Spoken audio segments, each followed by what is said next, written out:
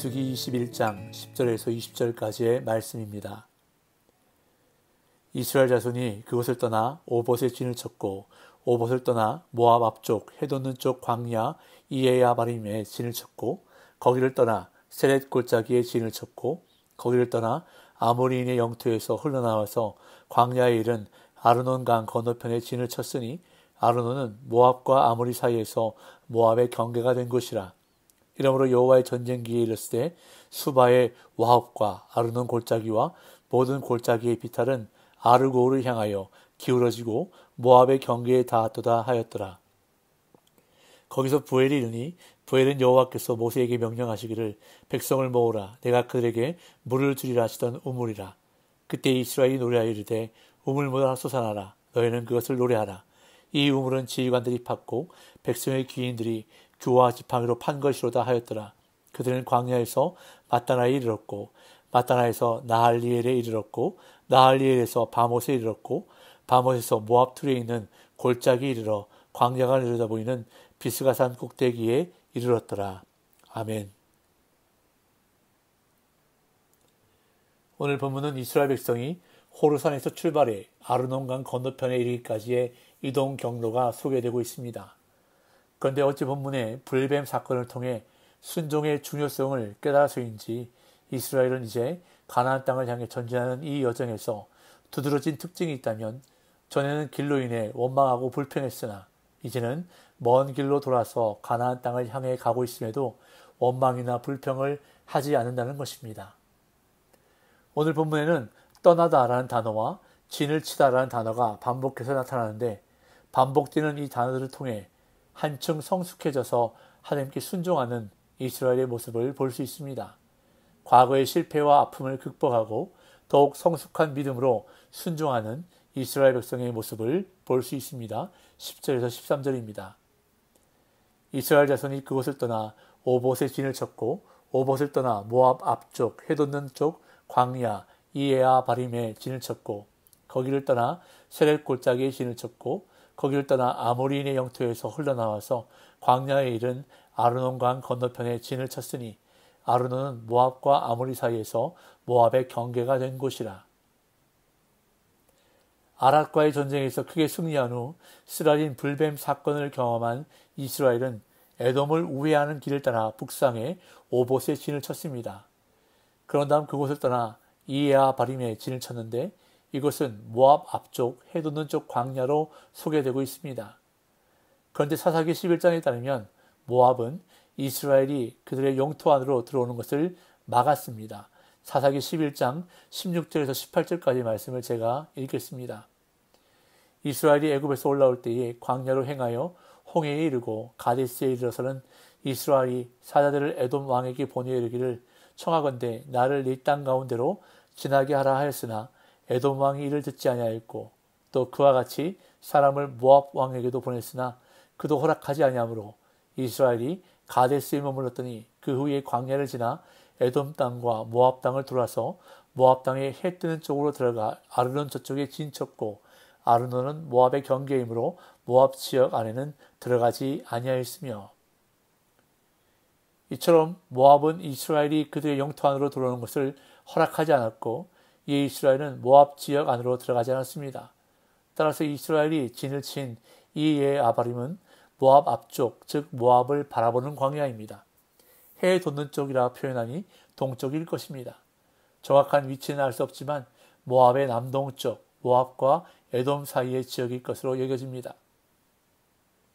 그런 다음 이스라엘은 이에 아바림을 떠나 세렛 골짜기에 진을 쳤습니다. 이곳은 와디라고 해서 비가 오는 우기에는 물이 흐르는 강이지만 비가 오지 않는 건기 때는 골짜기입니다. 세렛 골짜기는 모압의 남쪽 경계를 이루는데 세렛 시내는 동쪽에서 서쪽으로 흘러 사해 바다 끝부분으로 연결됩니다. 그런데 신명기 2장 14절 따르면 이스라엘이 가데스 바네아에서 떠나 세렛 시내를 건널 때까지 38년이 흘렀다고 기록합니다. 신명기 2장 14절을 제가 읽습니다. 가데스 바네아에서 떠나 세렛 시내를 건너기까지 38년 동안이라. 이때에는 그 시대의 모든 군인들이 여호와께서 그들에게 맹세하신 대로 진영 중에서 다 멸망하였나니 출애굽 세대 즉 가데스 바네아에서 가나안 정복에 불순종한 세대는 이 기간 동안 광야에서 다 죽었다는 것입니다. 다시 말해 세대 골짜기를 건너면서 세대 교체가 이루어졌다는 것입니다. 불순종한 세대는 다 사라지고 새로운 세대가 등장하여 약속의 땅을 향해 지금 나아가고 있다는 것입니다. 그렇게 세대 골짜기를 떠난 이스라엘은 아르논강 건너편에 진을 쳤는데 아르논 강도 우기 때에만 물이 흐르는 와디였습니다. 이 강은 자연스럽게 아모리와 모압의 경계가 되었는데 아모리는 아모리인 시온의 왕국을 의미합니다.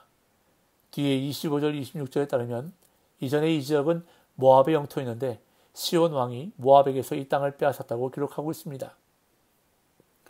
이어 민수기를 기록한 저자는 아르논 강이 모압의 경계선이라는 사실을 강조하기 위해 여호와의 전쟁기라는 책에 나오는 짤막한 노래를 인용합니다. 14절 15절 이러므로 여호와의 전쟁기에 이르시되 수바의 와합과 아르논 골짜기와 모든 골짜기의 비탈은 아르고를 향하여 기울어지고 모압의 경계에 닿았도다 하였더라.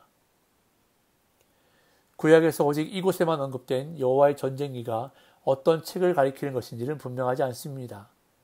이 책의 이름으로 미루어 볼 때 가나안에 있는 이스라엘의 대적들을 물리치고 승리하게 하신 것을 찬양하는 노래들이 수록된 책으로 보입니다.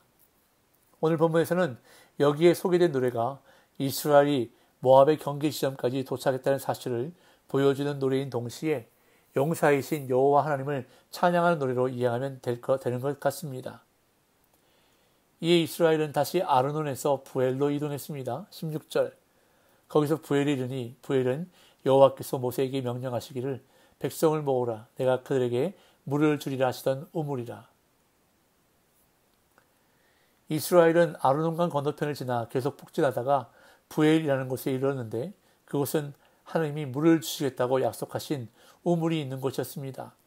모압과 북쪽 아모리 족속과의 경계선에 위치해 있던 이 우물은 아마도 아르논 골짜기에서 유일하게 지하수가 솟구치는 아르논의 북쪽 지류에 존재한 우물로 보이며 오늘날에도 아랍인들이 거기서 지하수를 파서 우물로 사용한다고 합니다. 그곳에서 하나님은 이스라엘에게 물을 공급해 주심으로 그 우물은 오래도록 여호와를 찬양하는 장소가 되었습니다. 17절 18절 그때 이스라엘이 노래하여 이르되 우물물아 솟아나라 너희는 그것을 노래하라 이 우물은 지휘관들이 팠고 백성의 귀인들이 규와 지팡이로 판 것이로다 하였더라. 그들은 광야에서 마따나에 이르렀고 여기에 소개되고 있는 일명 우물의 노래는 원래 우물을 파는 사람들을 격려하기 위해 불렀던 노래로 보입니다.